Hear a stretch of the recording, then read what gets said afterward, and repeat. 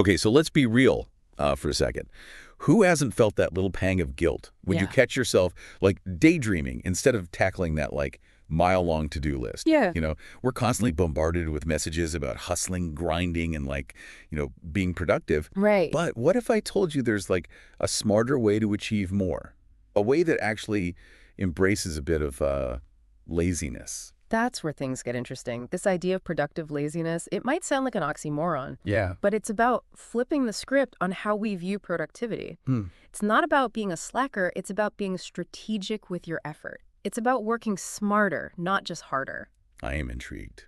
So how do we unlock this secret to doing less and achieving more? Tell me more about where this idea comes from. Well, we've got some insights from a seasoned project manager Okay. who has spent over 25 years navigating the complexities of diverse fields, from software development to business intelligence. Wow. He's actually built a successful career and methodology around this very concept. Wow. 25 years of project management experience. He must have seen it all. But how did he go from, traditional project management to championing this productive laziness approach? Believe it or not, it was a bit of an accidental discovery. Okay. His own manager actually called him lazy once.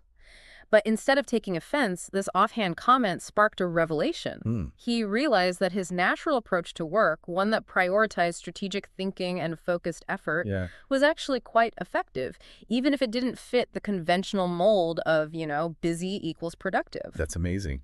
Sometimes the most valuable insights come from the most unexpected places. So this lazy label actually became his inspiration. Exactly. And it's important to note that this isn't about encouraging procrastination or shirking responsibilities. Right. It's about recognizing that constant busyness doesn't always equate to meaningful progress. It's about quality over quantity, right? Yep. You can be super busy, but if you're not focusing on the right things or working efficiently, you might not be as productive as someone who appears less busy, but is more strategic with their time and energy. Right. I've definitely fallen into that trap myself, feeling like I need to be on all the time to be successful. It's a common trap, for sure, and it can lead to burnout and decreased effectiveness in the long run. That's where tools like Kanbanchi come in.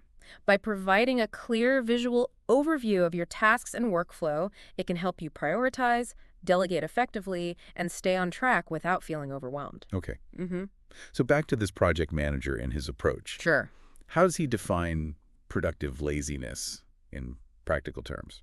One of his core concepts is the lazy project manager's theory of projects.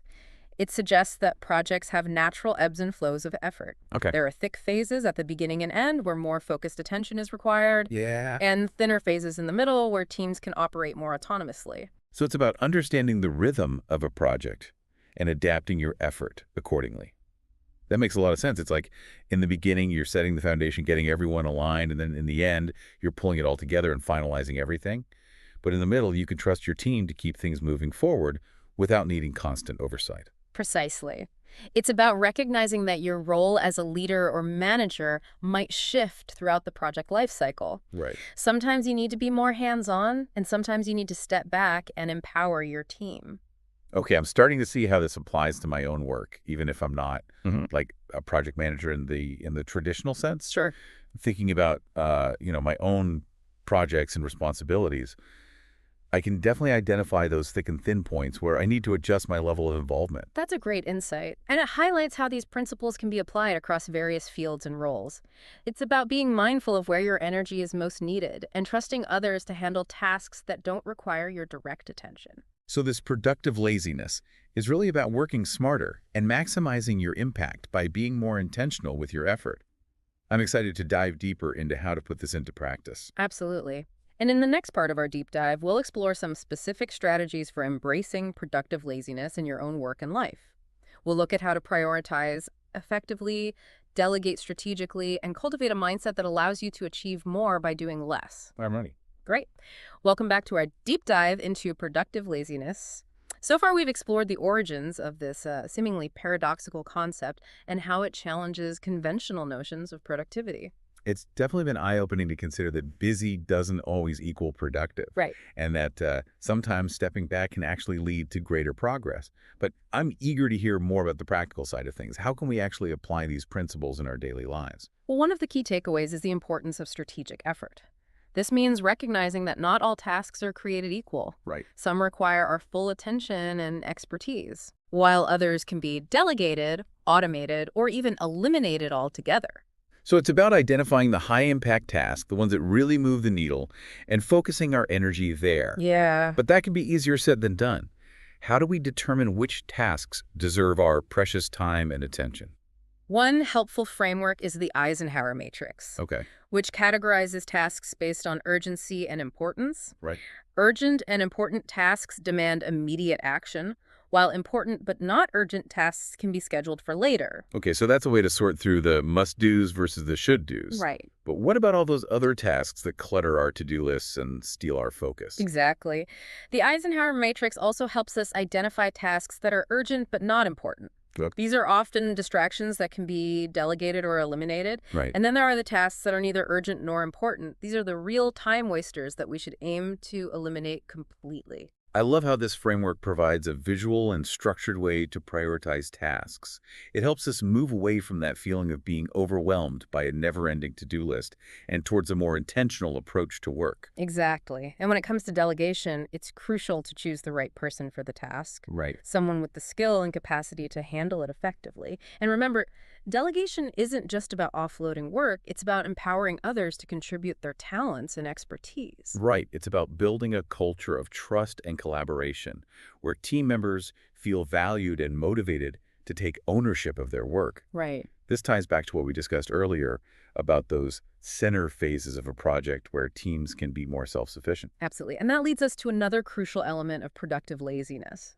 Focused communication. Remember, our expert emphasizes that a significant portion of a project manager's time should be dedicated to communication. But isn't that, like, counterintuitive to being lazy? That's where the productive part comes in.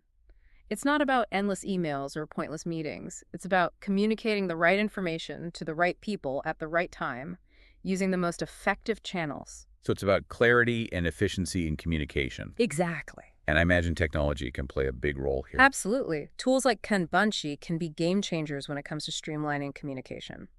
By providing a centralized platform for task management, progress tracking, and communication, these tools can eliminate the need for redundant emails and meetings.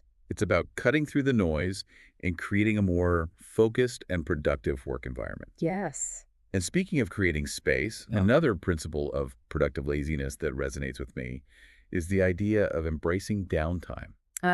Yes. The art of relaxation. This might seem counterproductive at first glance, but taking breaks and allowing yourself time to recharge is essential for maintaining focus, creativity, and productivity in the long run. It's like hitting the reset button for your mind and body. Yeah. We can't operate at peak performance if we're constantly running on empty. Exactly. And there's a growing body of scientific evidence to support this.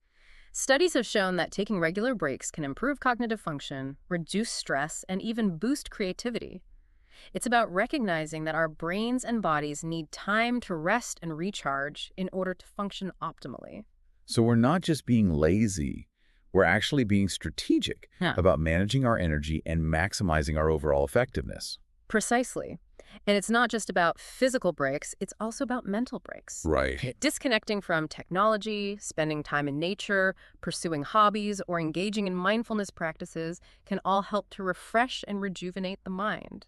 I think a lot of people struggle with this, though. There's this constant pressure to be always on, to be reachable and responsive at all times. That's a valid point, and it's a cultural shift that we need to challenge. Yeah. True productivity is not about being busy all the time. It's about achieving meaningful results while prioritizing our well-being. It's about finding that balance between focused effort and restorative downtime, and recognizing that disconnecting and taking care of ourselves is not a luxury. It's a necessity for sustainable productivity. Well said. And, embracing downtime is not just beneficial for individuals. Right. It can benefit teams as well. Encouraging team members to take breaks, disconnect after work hours, and prioritize their well-being can lead to a more energized, engaged, and ultimately more productive workforce. It's about creating a culture that values both productivity and well-being. Recognizing that the two are not mutually exclusive, but rather mutually reinforcing. Precisely. And remember, productive laziness is not about being perfect. It's about finding what works best for you and your team. It's about experimenting, adapting, and continuously refining our approach to work and life, always seeking ways to be more effective and more fulfilled. And on that note, let's move on to another key aspect of productive laziness that's essential for both individual and team growth. We've talked about strategic effort, focused communication, and embracing downtime, and how these all contribute to this idea of productive laziness. But I'm curious about how we can ensure we're constantly improving and refining this approach. Yeah, Is it something we just figure out once and then we're good to go? Or is there more to it? that's a great question, and it highlights another crucial aspect of productive laziness: continuous improvement. Hmm. It's not a one-time fix or a set-it-and-forget-it solution. It's an ongoing process of evaluating our systems, our workflows, and our habits, Yeah. always seeking ways to be more efficient and effective. Yes, it's about embracing that growth mindset, Yeah. constantly seeking ways to level up our approach to work. Right. I can see how that would be especially important in today's rapidly changing world where everything is moving so quickly. Absolutely. The world of work is constantly evolving, and so too should our approach to productivity. What works today might not work tomorrow, and that's okay. Right. The key is to be adaptable, to be willing to experiment and adjust our methods as needed. That makes sense. So how do we actually cultivate this culture of continuous improvement? Where do we start? One practical step is to regularly reflect on our work processes. Ask ourselves questions like, what's working well? What could be improved? Are there any bottlenecks or inefficiencies that are slowing us down? So it's about taking that step back, looking at the bigger picture, and not just getting caught up in the day-to-day grind. Exactly. And this reflection shouldn't just be an individual exercise. Right. It's important to involve the entire team to gather diverse perspectives and insights. Yeah. Creating a space for open and honest feedback can be incredibly valuable. That reminds me of the idea of retrospectives in agile software development. It's a dedicated time for the team to come together and discuss what went well, what could be improved, and how to adjust their approach for the next sprint. That's a perfect example. And this principle can be applied beyond software development to any team or project. Right. Regular check-ins or meetings where you specifically allocate time for reflection and brainstorming improvements can make a big difference. And it sounds like psychological safety is key here. People need to feel comfortable sharing their ideas and concerns without fear of judgment or reprisal. Absolutely. Psychological safety is crucial for fostering a culture of continuous improvement. When people feel safe to speak up, to share their observations and suggestions, that's when true innovation and progress happen. You mentioned project management tools like Kanbanchi a few times throughout our conversation. Can you elaborate on how those tools support continuous improvement? Well, many of these tools offer features for tracking, analysis, and reporting. Okay. For example, you can track time spent on tasks, identify workflow bottlenecks, and generate reports that provide insights into team performance and project progress. Okay. This data can then inform your continuous improvement efforts. So it's about moving beyond guesswork and intuition towards a more data-driven approach to productivity. Exactly. Data can be a powerful tool for identifying areas for improvement and for measuring the impact of the changes you implement. This has been so insightful. I feel like I have a whole new perspective on productivity and a toolkit of strategies to implement. I'm glad to hear that. And remember, continuous improvement isn't just about making our work more efficient. Right. It's also about making it more enjoyable. That's a great point. Our expert has emphasized the importance of finding fun in projects. I love that he sees that element of playfulness as being crucial for morale, creativity, and resilience. It's so important to remember that work can be both productive and enjoyable. Injecting a bit of lightheartedness and fun into our daily routines can go a long way in keeping us energized and engaged. So let's wrap things up. What are the key takeaways for our listeners? What are some practical steps they can take to embrace this idea of productive laziness? It starts with a mindset shift. Yeah. Challenge that ingrained belief that busy equals productive. Remember, it's about working smarter, not harder. Right. It's about being intentional with your time and energy and focusing on what truly moves the needle. It's about prioritizing, delegating, and communicating effectively. I do. It's about taking breaks and allowing yourself time to recharge.